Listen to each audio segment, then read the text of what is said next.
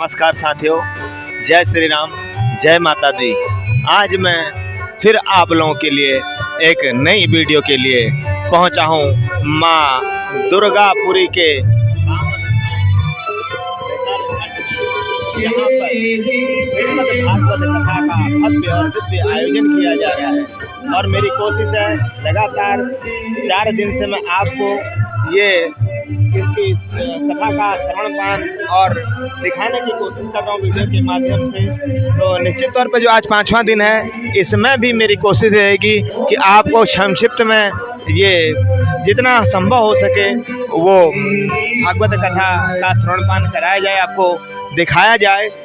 तो आप हमारे साथ बने रहिए और भागवत कथा का आनंद लीजिए, भगवान का स्नेह लीजिए, भगवान का प्यार लीजिए, भगवान का आशीर्वाद लीजिए। भक्तों, सेवा का जो माध्यम है, हर भक्त अपनी तरफ से अलग अलग सेवा यहाँ पे दे रहा है।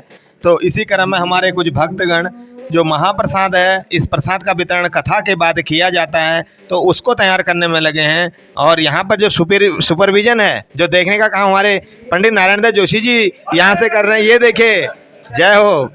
हम सेवा की बात कर रहे थे। देखिए किस प्रकार अलग अलग तरीके से लोग अपनी सेवा देने पे यहाँ पर लगे हुए हैं। ये देखिए सेवक किस प्रकार अपनी सेवा दे रहे हैं। देखो ये वाह। प्रत्येक दिन यहाँ पे बहुत सारे जो भक्त हैं वो यहाँ पे प्रसाद ग्रहण करते हैं। प्रसाद और महाप्रसाद यहाँ पे दोनों प्रत्येक दिन अपने भक्तों के लिए मंदिर में बनाया जाता है। तो आप भी आइए और इस प्रसाद का आनंद लीजिए। प्रभु की कृपा आप पर भी फिर हमेशा बरसती रहेगी। ये देखिए जौ, तिल, चावल, यहाँ पर ये हवन किया जाना है इस भागवत कथा के समापन पर। इसी के उपलक्ष्य में हमारे साथ अभी उपस्थित हैं श्रीमान पंडित प्रेमचंद जोशी शास्त्री जी, और उनसे जानना चाहेंगे कि इसका महात्म्य क्या है। हाँ, ऐसा है कि कल को जो है अग्नि का वास पृथ्वी में है। कल जो है अग्नि स्थापित होगी। फिर जो है भागवत का जो है दशांश से जो हवन होना है, अन्य विधियों कल होगा। और तिलाज जो है कि तिल, चावल, जौ, बूरा और मेवा, बाकी अन्य सामग्री भी इसमें होती है। ये सब मिला के इसका तब जो है इसका पूर्ण फल होता है।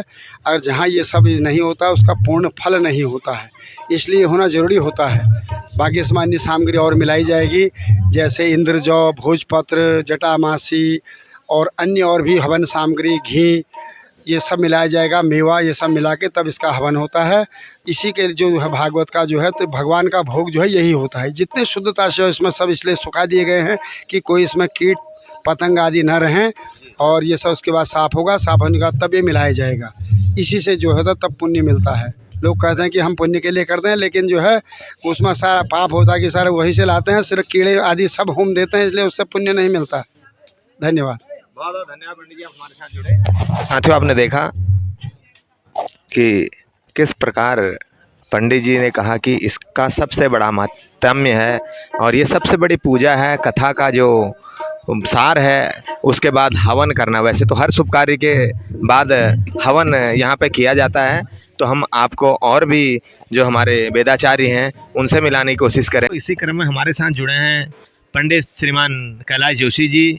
आप वेदाचार्य भी हैं और यहाँ पे आप देख रहे होंगे कि प्रत्येक दिन यहाँ पर जब भागवत कथा चलती है तो आप यहाँ पर मूल पाठ करते हैं और श्रीमद् भागवत गीता का जो मूल वर्णन है, जो मूल पाठ है, वो आपके द्वारा किया जाता है। तो पंडित जी, हम आपसे जानना चाहेंगे कि भागवत कथा के साथ इस मूल पाठ का भी क्या महात्म्य होता होगा और इसको क्यों किया जाता होगा और इसके फल क्या मिलते होंगे।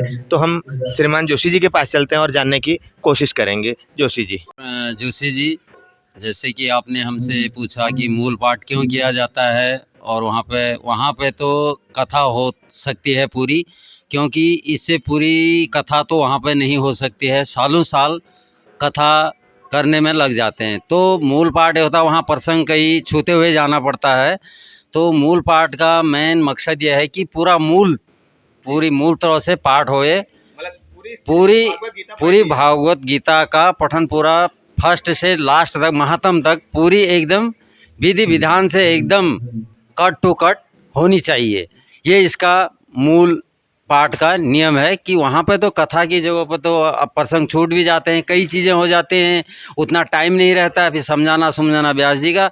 तो मंदिर में जो मूल पाठ होता है विधिवत क्रम से मूल पाठ पूरा किया जाता है, करना ही करना होता है। पंडित जी एक चीज और जानना चाहिए जी गुरुदेव जैसे बताइए। श्रीमद् भागवत कथा हमारी 7 दिन की होती है, जी। मूल पाठ को भी 7 दिन तक ही करना है या हम उससे पहले भी इसको कर सकते हैं? हम उससे पहले भी कर सकते हैं, ये तो जो वहाँ पे बैठे हैं उन पर डिपेंड करता है जी कि वो रात दिन बैठे हैं चाहे 24 घंटे बैठे हैं, वो उसको पूरा करें। वो उनका लक्ष्य है, वो पाप पुण्य उनके ऊपर है, क्या कर रहे हैं क्या नहीं कर रहे हैं। जो भी होगा पुण्य ले जाएगा मंदिर से, तो पाप तो कोई ले नहीं जाएगा। जो भी रहता है पंडित जी वहाँ पे वो पूरा करने की कोशिश करता है, उसको खींचने की कोशिश करता है। बहुत बहुत धन्यवाद। जय जय श्री इसी मंच से श्रीमद् भागवत कथा का जो बखान है व्यास जी द्वारा किया जा रहा है। अभी हुआ नहीं तो भक्तों की एक भीड़ धीरे धीरे यहाँ पे जुटना शुरू हो गई है। अपना लोगों ने ग्रहण भी कर लिया है। आप भी आइए और गवाह बनिए, साक्षी बनिए। आप यदि भागवत कथा मात्र कुछ भी अंश श्रवण करते हैं तो निश्चित तौर पर आपका और आपके कुल का निश्चित तौर पर उद्धार होता है। नहाने से नहीं होती है। नहाने में और स्नान करने में धरती आसमान का अंतर है। आज हम लोग नहाते हैं, स्नान नहीं करते। अब पहले तो सीखना पड़ेगा कि स्नान किसे कहते हैं, नहाना किसे कहते हैं भाई। इसलिए यहां नहाना शब्द नहीं आया, स्नान आया। स्नातः शुचि, पवित्र वस्त्र पहने। वस्त्र कैसे पहनने चाहिए पूजा पाठ में, इसका भी विज्ञान है पूरा का पूरा। हाँ, ये ना समझे कि कैसे भी कपड़े पहन के बैठ जाओ पूजा में। कौन सा वस्त्र पहनना चाहिए, कैसा वस्त्र पहनना चाहिए, इसका भी ज्ञान हो। स्नातः शुचि अलंकृत, हाथ में सुवर्ण होना चाहिए। कोई न कोई आपके पास सोना चांदी का, सोने की व्यवस्था है तो सोना पहनिए, सोना नहीं पहन सकते तो चांदी पहनिए। चांदी भी नहीं पहन सकते हैं, आपकी स्थिति नहीं है तो फिर आपको कुशा की पवित्री बना करके हाथ में पहननी चाहिए। अगर इन तीनों में से हमारे शरीर में कुछ भी नहीं है तो हमारा वह कर्म हमें फल नहीं देता। ये लिखा है। इतनी बारीकी का ध्यान रखना पड़ता है। स्नातः शुचि अलंकृत, अलंकृत हो गए, अलंकार आभूषण धारण करे सभी, वो स्त्री हो या पुरुष हो, दोनों के लिए। इसीलिए हमारे यहाँ एक विधि है कि भैया अगर सोना नहीं है, चांदी नहीं है तो कुशा की पवित्री बनाओ, अंगुली में पहना दो। श्राद्ध में भी पहनाते हैं, क्योंकि श्राद्ध में भी अगर आपको अंगुली में नहीं पहनाएंगे तो आप पिंड बनाने के अधिकारी नहीं है। पितर उस पिंड को ग्रहण ही नहीं करते। ऐसे ही पूजा में भी तो यहाँ पर ये सारी बातों का जिक्र किया गया है। आज नंद बाबा ने सांडिल्य मुनि को बुलाया, वेद ज्ञान ब्राह्मणों को बुलाया और उसके बाद जातकर्म संस्कार कराया। जातकर्म संस्कार करा रहे थे लेकिन मन नहीं लग रहा था। क्यों? एक तो बुढ़ापे में संतान हुई है, मुख अभी तक उसका देखा नहीं है, पूजा में बैठ गए तो मन जा रहा था बेटे। तो सांडिल्य मुनि समझ गए, उन्होंने कहा नंद बेटे तेरा मन कहाँ है? मैं देख रहा हूँ तेरा मन पूजा में नहीं है। नंद बाबा ने कहा हाँ गुरुदेव मन लग नहीं रहा है, मन कर रहा पहले छोरे को देखो। नंद बाबा बोले तो एक काम कर, तू छोरे को देखने का पूजा हम कर देते हैं तेरे हिस्से की। नंद बाबा बोले सच में आपके करने से फल मिलेगा क्या? बोले हाँ पूरा फल तुझे मिलेगा। देख नंद बेटे, अगर पूजा में मन न लगे ना, जबरदस्ती नहीं बैठना चाहिए, क्योंकि जब मन लगे तभी बैठना चाहिए। देखो हमारे यहाँ नियम है, अगर आप पूजा में बैठे हैं तो आप अपना मन भी लगाइए। मन अगर आपका पूजा में नहीं लगता तब भी भगवान ग्रहण नहीं करते चीज़ों। अब नंद बाबा बोले ठीक है, हमारी ओर से पूजा आप कर दीजिए। अब पूछा पूजा कैसी करें? बोले ऐसी करो जिससे भगवान और पितर सब मेरे ऊपर कृपा करें, मेरा बच्चा सकुशल रहे, दीर्घायु हो, कोई विपत्ति ना आए जीवन में, सब देवता कृपा करें हमारे, ऐसी पूजा करें आप। ठीक है ऐसी पूजा करेंगे, लेकिन ये बता दक्षिणा में क्या देगा? देखो दक्षिणा मांगने का अधिकार है ब्राह्मण का।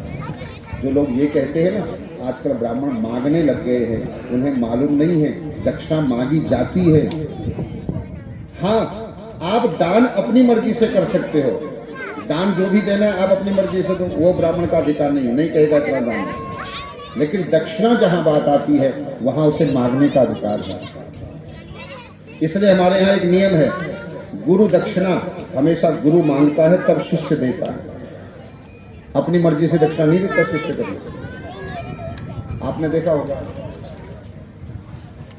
गुरु द्रोणाचार्य ने एकलव्य से अंगूठा मांग लिया था दक्षिणा में, और उसने दिया था, क्योंकि जो मांगेगा गुरु वो देना पड़ता है, फिर आप मना नहीं कर सकते, आप में सामर्थ्य हो या न हो। भगवान कृष्ण से गुरु दक्षिणा में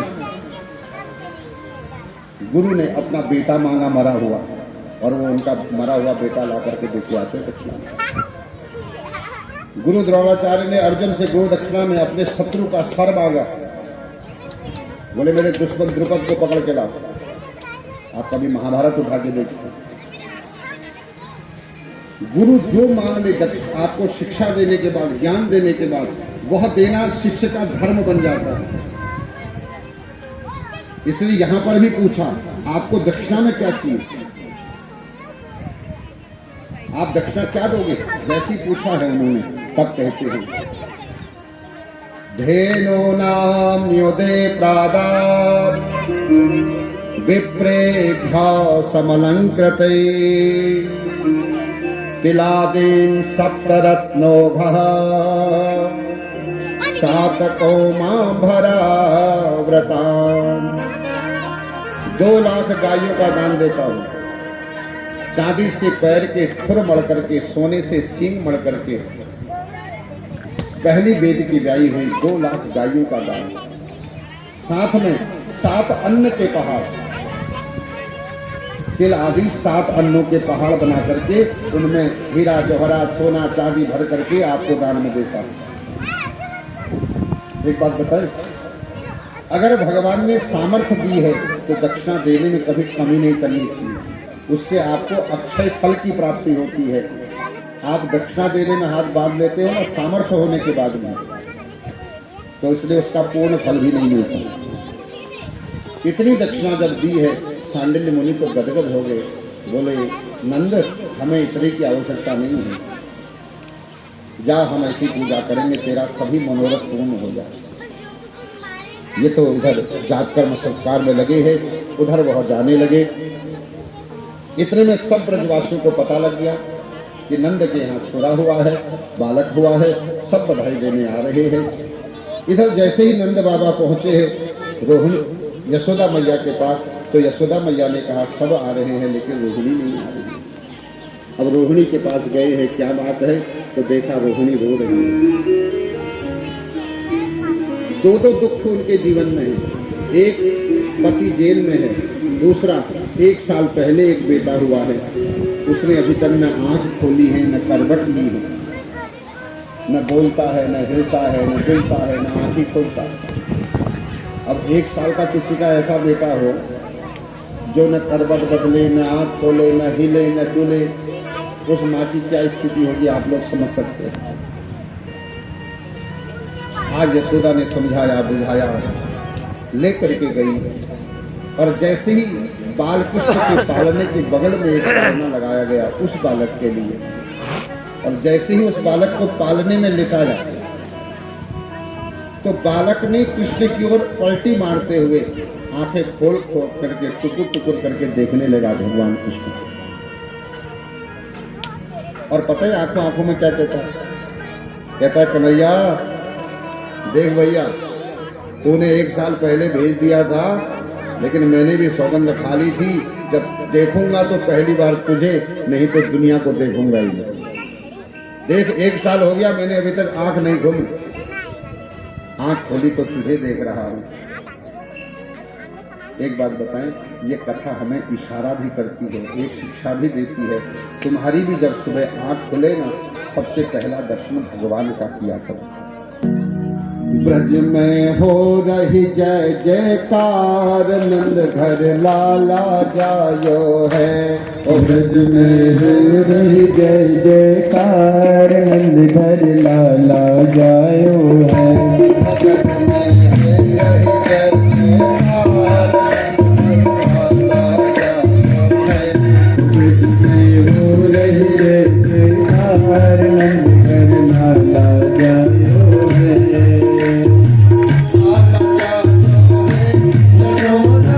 लाला जायो है, ओ लाला जायो है, यशोदा में लाला जायो है। विरज में हो रही जय जयकार, नंद घर लाला जायो है। विरज में हो रही जय जयकार, नंद घर लाला जायो है। लाला जायो है, यशोदा में लाला जायो है, ओ लाला जायो है, यशोदा में लाला जायो है। विरज में हो रही जय जयकार, नंद घर लाला जायो है।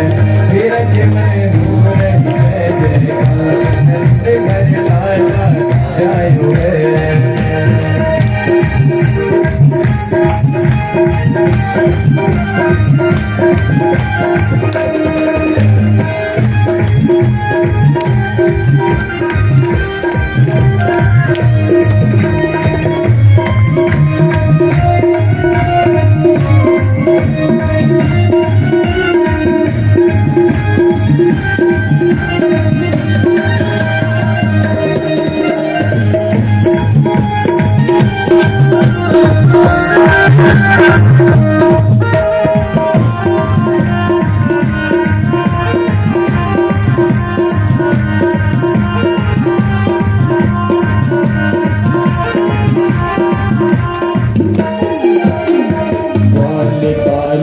हिल मिल गावे, बाल बाल सब हिल मिल गावे।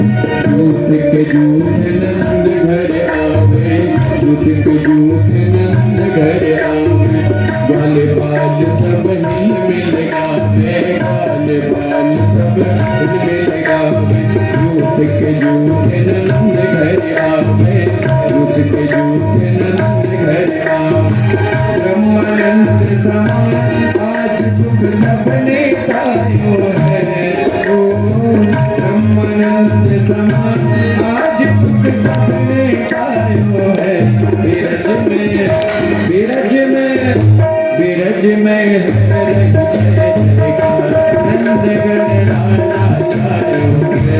विरज में रही जय जयकार, नंद घर लाला जायो है। लाला जायो है, यशोदा में लाला जायो है, ओ लाला जायो है, यशोदा में लाला जायो है। विरज में हो रही जय जयकार, नंद घर लाला जायो है। विरज में हो रही जय जयकार, नंद घर लाला जायो है।